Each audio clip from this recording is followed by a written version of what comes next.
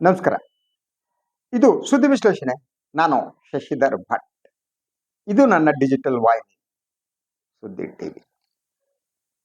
ರಾಷ್ಟ್ರೀಯ ಸ್ವಯಂ ಸೇವಕ ಸಂಘ ಸ್ವಾತಂತ್ರ್ಯೋತ್ತರ ಭಾರತದಲ್ಲಿ ಒಮ್ಮೊಮ್ಮೆ ನಿಷೇಧಕ್ಕೂ ಒಳಗಾಗಿ ಗಾಂಧಿ ಹತ್ಯೆಗೆ ಸಂಬಂಧಪಟ್ಟ ಹಾಗೆ ಹಿಂದೂ ಮಹಾಸಭಾ ಇನ್ವಾಲ್ವ್ಮೆಂಟ್ ಏನಿದೆ ಆ ಕಾಲಘಟ್ಟದಲ್ಲಿ ಇದೆಲ್ಲ ಚರ್ಚೆಯ ವಿಷಯವಾಗಿತ್ತು. ಆದರೆ ಈಗ ರಾಷ್ಟ್ರೀಯ ಸ್ವಯಂ ಸೇವಕ ಸಂಘ ಏನಿದೆ ಅದು ದೇಶಭಕ್ತ ಸಂಸ್ಥೆ ಅನ್ನುವಂತೆ ಅದನ್ನ ಪ್ರಚುರಪಡಿಸಲಾಗ್ತಾ ಇದೆ. ಹಾಗೇನೆ RSS ಅನ್ನ ಟೀಕಿಸುವವರು ದೇಶದ್ರೋಹಿಗಳು ಅನ್ನುವ ವಾತಾವರಣವನ್ನು ಕೂಡ ಸೃಷ್ಟಿಸಲಾಗ್ತಾ ಇದೆ. ರಾಷ್ಟ್ರಪಿತನ ಹತ್ಯೆ ಏನಿದೆ ಅದು ಭಾರತದ ಸ್ವಾತಂತ್ರ್ಯೋತ್ತರ ಇತಿಹಾಸದಲ್ಲಿ ಒಂದು ಕಪ್ಪು ಚುಕ್ಕೆ. ಆದರೆ ಈಗ ಗೋಡ್ಸೆವಾದಿಗಳು ವಿಜೃಂಭಿಸುತ್ತಿರುವ ಕಾಲಘಟ್ಟ ಇದು.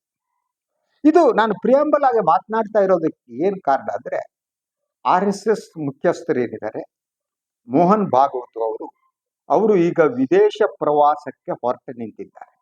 ಇದು ಕುತೂಹಲಕರವಾದ. ಅವರು ಆಗಸ್ಟ್ 25ರಿಂದ ಅಮೆರಿಕ, ಕೆನಡಾ, ಬ್ರಿಟನ್ ಪ್ರವಾಸ ಕೈಗೊಳ್ತಾ ಇದ್ದಾರೆ. ಈ ಮೊದಲು ನಂಬರ್ 2 ಆಗಿದ್ದಂತ ದತ್ತಾತ್ರೇಯ ಹೊಸಬಾಳೆಯವರು ಕೂಡ ವಿದೇಶ ಪ್ರವಾಸ ಮಾಡಿ ಬಂದಿದ್ರು. ಈ ವಿದೇಶ ಪ್ರವಾಸ ಯಾಕೆ ಬೇಕು ಅನ್ನೋದು ಒಂದು ಪ್ರಶ್ನೆ. ಆದ್ರೆ ಈಗ ಮೋಹನ್ ಭಾಗವತ್ ಅವರ ಪ್ರವಾಸವನ್ನು ವಿರೋಧಿಸಿ ಕೆನಡಾದಲ್ಲಿ ತೀವ್ರ ರೂಪದ ಪ್ರತಿಭಟನೆಗಳು ಪ್ರಾರಂಭ ಆಗಿವೆ. ಅಲ್ಲಿನ ಕೆಲವು ಸಂಸತ್ ಸದಸ್ಯರು ಕೂಡ ಈ ಪ್ರವಾಸವನ್ನ ವಿರೋಧಿಸಿದ್ದಾರೆ. So at any cost Mohan Bhagwat ಅವರು ಕೆನಡಾಕ್ಕೆ ಬರುವುದಕ್ಕೆ ಅವಕಾಶ ಕೊಡಕೂಡದು. ಅದು RSS ಒಂದು ಟೆರರಿಸ್ಟ್ ಆರ್ಗನೈಸೇಷನ್ ಅಂತ ಘೋಷಣೆ ಮಾಡಬೇಕು ಅನ್ನೋ ಒತ್ತಾಯ ಕೂಡ ಕೆನಡಾದಲ್ಲಿ ಕೇಳಿ ಬರ್ತಾ ಇದೆ. ಭಾರತ ಮತ್ತು ಕೆನಡಾದ ಸಂಬಂಧ ಬಹಳ ಸೂಕ್ಷ್ಮವಾದದ್ದು. ಅದು ಈಗ ಸುಧಾರಿಸುವ ಹಂತಕ್ಕೆ ಬಂದಿದೆ. ಅಲ್ಲಿ ಪ್ರಧಾನಿ ಬದಲಾದ ಮೇಲೆ ಜಸ್ಟಿನ್ ಟ್ರೂಡೋ ಅವರು ಇದ್ದಂತ ಸಂದರ್ಭದಲ್ಲಿ ಪೂರ್ಣ ಕೆಟ್ಟ ಕೆರೆ ಹಿಡಿದು ಹೋಗಿತ್ತು ಸಂಬಂಧ. ಅದಕ್ಕೆ ಕಾರಣ ಖಾಲಿಸ್ತಾನಿವಾದಿ ನಿಜರ್ ಅವರ ಹತ್ಯೆ, ಬೇರೆ ಬೇರೆ ಕಾರಣಗಳು. ಇವಾಗ ಬಹಳ ಖಲಿಸ್ತಾನಿಗಳು ಕೂಡ ಅಲ್ಲಿ ಆಕ್ಟಿವ್ ಆಗಿದ್ದಾರೆ. ಸೊ ಇಂಥ ಒಂದು ದೇಶಕ್ಕೆ ಯಾಕೆ ಮೋಹನ್ ಭಾಗವತ್ ಹೋಗ್ತಾ ಇದ್ದಾರೆ, ಅದರ ಉದ್ದೇಶ ಏನು?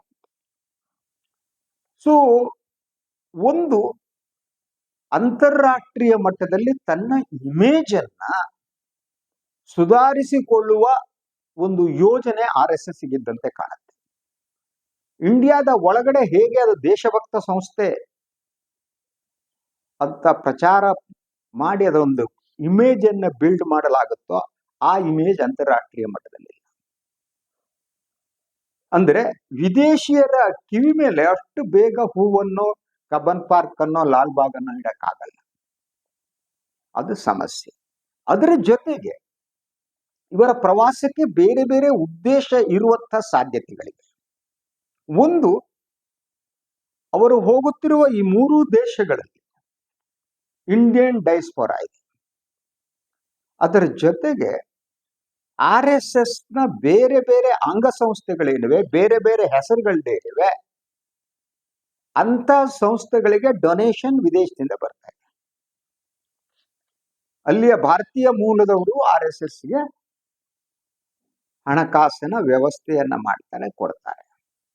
ಸೊ ಆದ್ರಿಂದ ಈ ರೀತಿಯ ದೇಣಿಗೆ ಸಂಗ್ರಹ ಕೂಡ ಅವರ ಉದ್ದೇಶ ಇರಬಹುದು. ಇನ್ನೊಂದು, ಇಮೇಜ್ ಅನ್ನ ಬದಲಿಸೋದು. ಒಂದು, RSS ಅಲ್ಪಸಂಖ್ಯಾತರ ವಿರೋಧಿ ಅನ್ನೋದೇನಿದೆ ಅದಲ್ಲ ಅಂತ ಪ್ರಚುರಪಡಿಸುವುದಕ್ಕೆ ಯತ್ನ ಮಾಡೋದು ಅದರಷ್ಟು ಸುಲಭ ಅಲ್ಲ. ಯಾಕೆಂದ್ರೆ ಮೋಹನ್ ಭಾಗವತ್ ಈ ದೇಶಗಳ ಪ್ರವಾಸ ಮಾಡಬೇಕಾದ್ರೆ ಅಂತಾರಾಷ್ಟ್ರೀಯ ಮಟ್ಟದಲ್ಲಿ ಕೆಲವು ಪ್ರಶ್ನೆಗಳಿಗೆ ಅವ್ರು ಉತ್ತರ ಕೊಡ್ಲೇಬೇಕಾಗಿದೆ. ಒಂದು ಬಿಜೆಪಿ ಸರ್ಕಾರ ಈಗೇನು ವಿದೇಶಿ ದೇಣಿಗೆ ಕಾನೂನನ್ನ ಬದಲಿಸೋದಕ್ಕೆ ಹೊರಟಿದೆ. ಅದು ಈಗಾಗಲೇ ಅಂತಾರಾಷ್ಟ್ರೀಯ ಮಟ್ಟದಲ್ಲಿ ತೀವ್ರ ರೂಪದ ಚರ್ಚೆಗೆ ಕಾರಣ ಆಗಿದೆ. ಅಮೆರಿಕ ಕೂಡ ಈ ಬಗ್ಗೆ ತೀವ್ರ ಆಕ್ಷೇಪವನ್ನ ವ್ಯಕ್ತಪಡಿಸಿದೆ ಅಂತ ಹೇಳಲಾಗ್ತಾ ಇದೆ. ಸೊ ಇಂಥ ಸಿಚುವೇಶನ್ ನಲ್ಲಿ RSS ಕ್ಲಾರಿಫೈ ಮಾಡಬೇಕಾಗಿದೆ. ಈ ಪ್ರಶ್ನೆಗೆ ಮೋಹನ್ ಭಾಗವತ್ ಉತ್ತರ ಕೊಡಬೇಕು. ಒಂದು ಇದಾದ್ರೆ ಇನ್ನೊಂದು, ಭಾರತದಲ್ಲಿ ಅಲ್ಪಸಂಖ್ಯಾತರ ಸ್ಥಿತಿ ಹೇಗಿದೆ, ಅಲ್ಪಸಂಖ್ಯಾತರನ್ನ ಎರಡನೇ ದರ್ಜೆಯ ಪ್ರಜೆಯಾಗಿ ನೋಡ್ಲಾಗ್ತಾ ಇದೆಯಲ್ಲ ಅನ್ನೋ ಪ್ರಶ್ನೆ ಕೂಡ ಮೋಹನ್ ಭಾಗವತ್ ಅವರು ಉತ್ತರ ಕೊಡಬೇಕಾದಂತಹ ಸ್ಥಿತಿ ಇದೆ ಅಂತ. ಇನ್ನು ಅವರು ಉತ್ತರ ನೀಡಬೇಕಾದ್ದು ಕೆನಡಾದಲ್ಲಿ ಬಂದ್ರೆ ಏನು RSSಗೆ ಟೆರರಿಸ್ಟ್ ಎಂಟಿಟೀಸ್ ಅನ್ನುವ ಒಂದು ಪಟ್ಟಿ ಇದೆ ಅಲ್ಲಿ ಕೆನಡಾದಲ್ಲಿ, ಅದಕ್ಕೆ ಸೇರಿಸಬೇಕು ಅಂತ ಬರ್ತಾ ಇದೆ. ಅದನ್ನ ಸೇರಿಸುವುದಕ್ಕೆ ತಡೆ ಒಡ್ಡುವ ಒಂದು ಯತ್ನವನ್ನು ಕೂಡ ಅವರು ಮಾಡಬೇಕಾದಂತ ಅನಿವಾರ್ಯ ಸ್ಥಿತಿ ಇದೆ ಅಂತ. ಹಾಗೆ ನೋಡಿದ್ರೆ ಕೆನಡಾ ಸರ್ಕಾರ ಏನು ಮೋಹನ್ ಭಾಗವತರು ಬರಬಾರದು ಅಂತ ಹೇಳೇ ಇಲ್ಲ. ಆದ್ರೆ ಅಲ್ಲಿ ಬೇರೆ ಬೇರೆ ಖಾಲಿಸ್ತಾನಿ ಸಂಘಟನೆಯಿಂದ ಹಿಡಿದು ಬೇರೆ ಬೇರೆ ಮಾನವ ಹಕ್ಕುಗಳ ಸಂಘಟನೆ ಇನ್ನೊಂದು ಮತ್ತೊಂದು ಈ ಬಗ್ಗೆ ತೀವ್ರ ವಿರೋಧವನ್ನ ವ್ಯಕ್ತಪಡಿಸಿದೆ ಅಂತ. ಸೊ RSS ಈಗ 100 ವರ್ಷಗಳನ್ನ ಪೂರೈಸಿದೆ.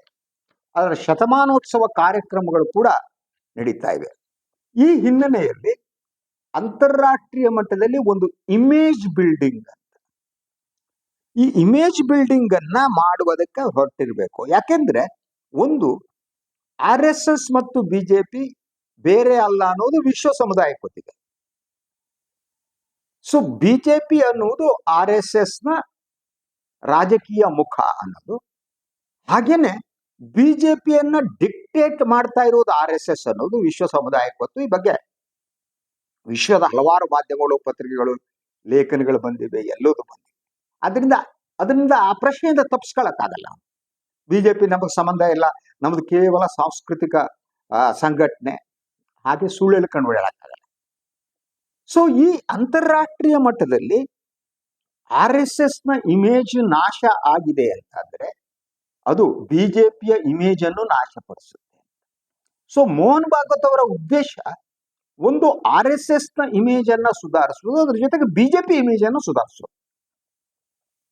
ಸೊ ಬಿಜೆಪಿ ಒಂದು ಸೆಕ್ಯುಲರ್ ಪೊಲಿಟಿಕಲ್ ಪಾರ್ಟಿ ಅಲ್ಲ ಅನ್ನೋದು ವಿಶ್ವ ಸಮುದಾಯಕ್ಕೆ ಗೊತ್ತು. ಸೊ ಇಂಥ ಸಿಚುವೇಶನ್ ನಲ್ಲಿ ಹಿಂದುತ್ವ, ಹಿಂದೂ ರಾಷ್ಟ್ರದ ಪರಿಸ್ಥಿತಿ ಇದೇನಿದೆ, ಪರಿಕಲ್ಪನೆ ಎಸ್ಟಾಬ್ಲಿಷ್ ಮಾಡೋದು, ಅದಕ್ಕೂ ಕೂಡ ವಿಶ್ವ ಸಮುದಾಯಕ್ಕೆ ಉತ್ತರ ಕೊಡಬೇಕಾದಂತ ಅನಿವಾರ್ಯ ಸ್ಥಿತಿಯಲ್ಲಿ ಬಿಜೆಪಿ ಮತ್ತು RSS ಕಂಡಿದೆ. ಆದ್ರಿಂದ ಇದು ಕೂಡ ಅವರ ಈ ಪ್ರವಾಸದ ಮೂಲ ಉದ್ದೇಶ ಇರಬಹುದು ಅಂತ. ಒಂದು, RSS ನ ಜಾಗತಿಕವಾಗಿ ಅದರ ಸ್ವೀಕಾರಾರ್ಹ ಸಂಸ್ಥೆ ಅನ್ನುವುದನ್ನಾಗಿ ಪರಿವರ್ತಿಸುವ ಒಂದು ಯೋಜನೆಯ ಭಾಗ ಇದು. RSS ಅಲ್ಪಸಂಖ್ಯಾತ ವಿರೋಧಿಯಲ್ಲ, ಮೀಸಲಾತಿ ವಿರೋಧಿಯಲ್ಲ. RSS ಕ್ಲಿಯರ್ ಆದ ಸಾಂಸ್ಕೃತಿಕ ಸಂಘಟನೆ, ಅಲ್ಪಸಂಖ್ಯಾತರ ಬಗ್ಗೆ ವಿರೋಧ ಇಲ್ಲ.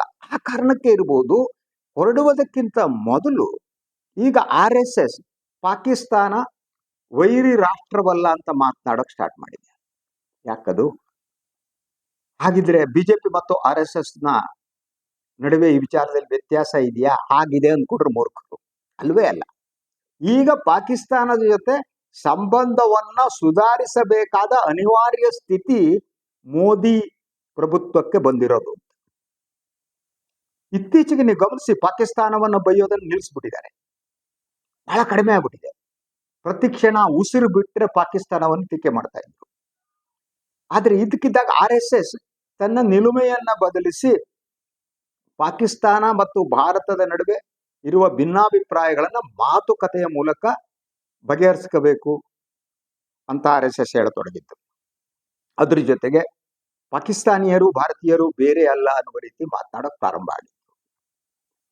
ಅಂದ್ರೆ ಅಂತಾರಾಷ್ಟ್ರೀಯ ಮಟ್ಟದಲ್ಲಿ ಬಿಜೆಪಿಯ ಇಮೇಜ್ ಅನ್ನ ಬದಲಿಸುವ, ಅದರಂತೆ RSS ಇಮೇಜ್ ಅನ್ನು ಬದಲಿಸುವ ಒಂದು ಉದ್ದೇಶ ಇಲ್ಲಿ ಇದ್ದಂತೆ ಕಾಣುತ್ತೆ. ಅದರ ಜೊತೆಗೆ ಈ ದೇಶಗಳಲ್ಲಿರುವ ಇಂಡಿಯನ್ ಡೈಸ್ಪೊರಾ ಇದೆ, ಅವರ ಜೊತೆಗಿನ ಸಂಬಂಧವನ್ನ ಇನ್ನಷ್ಟು ಬಲಪಡಿಸೋದು. ಯಾಕಂದ್ರೆ ಇತ್ತೀಚೆಗೆ ಅಂತಾರಾಷ್ಟ್ರೀಯ ಮಟ್ಟದಲ್ಲಿ ಬಿಜೆಪಿಯ ಇಮೇಜ್, ಮೋದಿ ಅವರ image it is coming down. Popularity graph ನಲ್ಲಿ ಮೋದಿ ಅವರು ಕೆಳಗೆ ಕುಸಿತಾ ಇದ್ದಾರೆ. ಮೋದಿ ಅವರು ಕುಸಿತಾ ಇರೋ ಜೊತೆಗೆ ಬಿಜೆಪಿ ಕೂಡ ಕುಸಿತಾ ಇದೆ. ಅದು ಬಹಳ ಮುಖ್ಯವಾಗಿ RSS ತಲೆ ಕೆಡಿಸಿದೆ. What to do. ಇನ್ನು ಜಂತರ್ ಮಂತರ್ನಲ್ಲಿ ನಡೆದಂತ ಜಂಜಿ ಆಂದೋಲನ ಚಳವಳಿ ಏನಿದೆ, ಅದು ವಿಶ್ವದ ಎಲ್ಲೆಡೆ ಅದಕ್ಕೆ ಪ್ರಚಾರ ದೊರಕಿತು. ಆ ಮೂಲಕ ಭಾರತದ ಪ್ರಭುತ್ವ ಏನಿದೆ, ಅದು ವಿದ್ಯಾರ್ಥಿಗಳ ಮೇಲೆ ನಡೆಸಿದ ದೌರ್ಜನ್ಯ ಇದೆ, ಅದು ವಿಶ್ವಾದ್ಯಂತ ಚರ್ಚೆಗೆ ಗ್ರಾಸವನ್ನು ಒದಗಿಸಿದೆ. ನೀವು ಲಾಠಿಯನ್ನ ಬಳಸಿದ ರೀತಿ, ಅದರ ಜೊತೆಗೆ ಬಿಹಾರ್ ಹಂತದಲ್ಲಿ AK-47 ಬಳಸಿರುವುದು, ಇದು ವಿಶ್ವದ ಎಲ್ಲೆಡೆ ಖಂಡನೆ ಆಗ್ತಾ ಇದ್ದಕ್ಕಿದ್ದ ಹಾಗೆ ಮೋದಿಯವರ ಇಮೇಜ್ ನೆಲ ಕಚ್ಚಿಬಿಟ್ಟಿದೆ. ಇಂಥ ಒಂದು ಸಂದಿಗ್ಧ ಪರಿಸ್ಥಿತಿಯಲ್ಲಿ ಮತ್ತೆ ಮೋದಿ ಮತ್ತು ಬಿಜೆಪಿಯ ಇಮೇಜ್ ಅನ್ನ ಹೆಚ್ಚಿಸುವ ಒಂದು ಯತ್ನ ಕೂಡ ಪ್ರಾಯಶಃ ಇವರ ಮೋಹನ್ ಭಾಗವತ್ ಅವರ ಪ್ರವಾಸದಲ್ಲಿದೆ. ಆದ್ರಿಂದ ಅವರು ಮೊದಲು ಇಂಡಿಯನ್ ಡೈಸ್ಪೊರಾವನ್ನ ಟಾರ್ಗೆಟ್ ಮಾಡ್ತಿದ್ದಾರೆ. ಯಾಕೆಂದ್ರೆ ಮೋದಿಯವರ ಇಮೇಜ್ ಬಿಲ್ಡ್ ಆಗೋದ್ರಲ್ಲಿ ಇಂಡಿಯನ್ ಡೈಸ್ಪೊರಾ ಪಾತ್ರ ಬಹಳ ಮುಖ್ಯವಾಗಿತ್ತು. ಅವರು ವಿದೇಶಕ್ಕೆ ಹೋದಾಗಲೆಲ್ಲ ಅಲ್ಲಿ ಇಂಡಿಯನ್ ಡೈಸ್ಪೊರಾ ಮಾತನಾಡೋದು, ಅವರಲ್ಲಿ ದೇಶಭಕ್ತಿಯನ್ನ ಉತ್ತೇಜಿಸುವುದು, ಎತ್ತಿಕೊಟ್ಟೋದು, ಇಂಥ ಕೆಲಸವನ್ನೆಲ್ಲ ಮಾಡ್ತಾ ಇದ್ರು. ಯೂಶುವಲಿ ಈ ವಿದೇಶದಲ್ಲಿ ಇದ್ದವ್ರಿಗೆ ದೇಶಭಕ್ತಿ ಜಾಸ್ತಿ ಆಗಿರುತ್ತೆ, ಅವರಿಗೆ ಇಲ್ಲಿನ ದೌರ್ಬಲ್ಯಗಳು ಕಾಣಲ್ಲ. ಇಲ್ಲಿ ನಾವು ಭಾರತದ ಒಳಗಿದ್ದವರಿಗೆ ಬಿಜೆಪಿ ಪ್ರಭುತ್ವ, ಅವರ ಅಟಿಟ್ಯೂಡ್ಗಳು, ಅವರ ಕಾರ್ಯವಿಧಾನ ನಮ್ಗೆ ಗೊತ್ತಾಗುತ್ತೆ. ವಿದೇಶದಲ್ಲಿ ಇದ್ದವ್ರಿಗೆ ಗೊತ್ತಾಗಲ್ಲ. ಅವ್ರಿಗೆ ಒಂಥರ ದೂರದಲ್ಲಿ ಇರೋದ್ರಿಂದ ಒಂಥರ ವಿಶೇಷ ಪ್ರೀತಿ ಇರುತ್ತೆ. ನಾವೇನೋ ಊರು ಬಿಟ್ಟು ಬಂದಿರ್ತೀವಿ ಅಂತ ಇಟ್ಕೊಳ್ಳಿ. ಈಗ ನಾನು ಉತ್ತರ ಕನ್ನಡ ಬಿಟ್ಟು ಬಂದವ, ನನಗೆ ಉತ್ತರ ಕನ್ನಡ ಅಂದ್ರೆ ಏನೋ ಪ್ರೀತಿ. ಅಲ್ಲಿ ಏನಾಗುತ್ತೆ ನಂಗೆ ಗೊತ್ತಿರಲ್ಲ. ನಾನು ಬೆಂಗಳೂರಲ್ಲಿ ಇರೋದೋ ಮೈಸೂರಿನಲ್ಲಿ ಇರೋದೋ ಎಲ್ಲೋ ಇರೋದು ನಾನು. ಸೊ ಇಂಥ ಸಿಚುವೇಶನ್, ಇಂಥ ಡೈಸ್ಪೊರಾ ಏನಿದೆ, ಈ ಅಂತಾರಾಷ್ಟ್ರೀಯ ಮಾಧ್ಯಮಗಳಲ್ಲಿ ಈ ಜಂತರ್ ಮಂತರ್ನ ನಂತರ ಬರುತ್ತಿರುವ ಪ್ರಚಾರದಿಂದ ಇಂಡಿಯನ್ ಡೈಸ್ಪೊರಾ ಒಳಗಡೆಯಲ್ಲಿ ಆತಂಕದಿಂದ ಕುಸಿದು ಹೋಗ್ತಾ ಇದೆ. ಈ ಸನ್ನಿವೇಶದಲ್ಲಿ ಇಂಡಿಯನ್ ಡೈಸ್ಪೊರಾವನ್ನ ಮತ್ತೆ ಬಿಜೆಪಿ ಪರವಾಗಿ ಸಿದ್ಧಗೊಳಿಸುವುದೇನಿದೆ, ಅದು ಕೂಡ ಮೋಹನ್ ಭಾಗವತ್ ಅವರ ಉದ್ದೇಶ. ಈ ಮೂಲಕ ಬಿಜೆಪಿಗೆ ಪರೋಕ್ಷವಾಗಿ ರಾಜಕೀಯ ಪ್ರಯೋಜನವನ್ನ ತಂದುಕೊಡುವಂಥದ್ದು. ಸೊ ಈ ಪ್ಲಾನ್ ಏನಿದೆ, ಈ ಕಾರ್ಯತಂತ್ರವನ್ನ ರೂಪಿಸಿಕೊಂಡು ಅವರು ಹೋದಂತೆ ಕಾಣ್ತಾ ಇದೆ. ಮೋಹನ್ ಭಾಗವತ್ ಹೋಗ್ತಾ ಇರೋದಂತೆ ಕಾಣ್ತಾ ಇದೆ. ಆದರೆ ಇದು ಅಷ್ಟು ಸುಲಭವಾದದ್ದು ಅಂತ ಹೇಳಕ್ಕಾಗಲ್ಲ. ಯಾಕಂದ್ರೆ Mohan Bhagwat will have to face the music. ನೀವು ಇಲ್ಲಿ ಭಾರತದಲ್ಲಿ ಕೂತ್ಬಿಟ್ಟು ದೇವರು ತೋರಿಸ್ಕೊಂಡು ಆಟ ಆಡಕ್ಕಾಗಲ್ಲ. ಸೊ ಅದು ಹೇಗೆ ಅಂತಂದ್ರೆ, ಇಲ್ಲಿ ಹೇಗೆ ಮಾಡಬಹುದು ಅಂದ್ರೆ, ನಿಮ್ಗೆ ನಾವೆಲ್ಲ ಸಣ್ಣ ಇದ್ದಾಗ ಒಂದು ಬರ್ತಿತ್ತು, ಅದೊಂಥರ ಪೆಟ್ಟಿಗೆ ಇದ್ದಾಗ, ಅವೆಲ್ಲ ಟಿವಿ ಗಿವಿ ಇಲ್ದಿರೋ ಕಾಲ. ಸೊ ನೀವು ಜಾತ್ರೆಗಳಲ್ಲಿ ಬರ್ತಾ ಇತ್ತು.